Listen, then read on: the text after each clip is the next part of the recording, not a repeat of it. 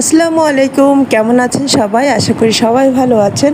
অনেক দিন ভিডিও করাও হয় না, দেওয়াও হয় না, তবে এখন থেকে চেষ্টা করছি কিছু কিছু ভিডিও দেওয়ার জন্য, কারণ একদম ফেসবুক থেকে আমি হারিয়ে যাচ্ছি।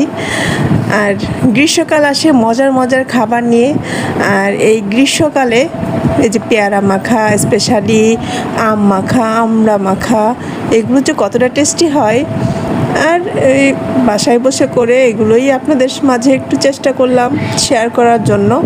এখানে খুবই সামান্যভাবে, মানে আমরা নিজেরা বাড়িতে যেভাবে তো করি, প্রথমে শুকনো মরিচ দিয়েছি, লবণ দিয়েছি, আর তেঁতুলের কাঠ দিয়েছি।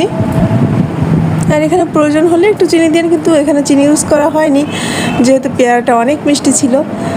আর এভাবে পেয়ারা মাখা করে খেলে কিন্তু খুবই ভালো লাগে।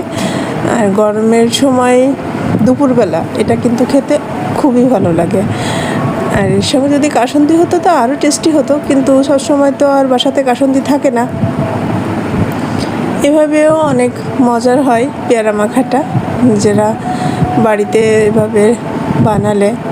তো আপনারা আমার ভিডিও যারা যারা দেখে থাকেন অবশ্যই লাইক কমেন্ট শেয়ার করবেন এবং আমার পাশে থাকবেন। আবার আপনারা সবসময় আমাকে সাপোর্ট দিয়ে এগিয়ে নিয়ে গেছেন, আমিও চাই আপনারা আবারও আমার পাশে থাকেন এবং এভাবে আমাকে এগিয়ে নিয়ে যান। আর আমি সংসারের ব্যস্ততায় একটু দূরত্ব সৃষ্টি হয়ে গেছে, কারণ ফেসবুকে একটু বেশি সময় হয়ে যায় দেওয়া, কিন্তু আসলে এখন আর সেটা হচ্ছে না। সবাই ভালো থাকবেন, আমার জন্য দোয়া করবেন।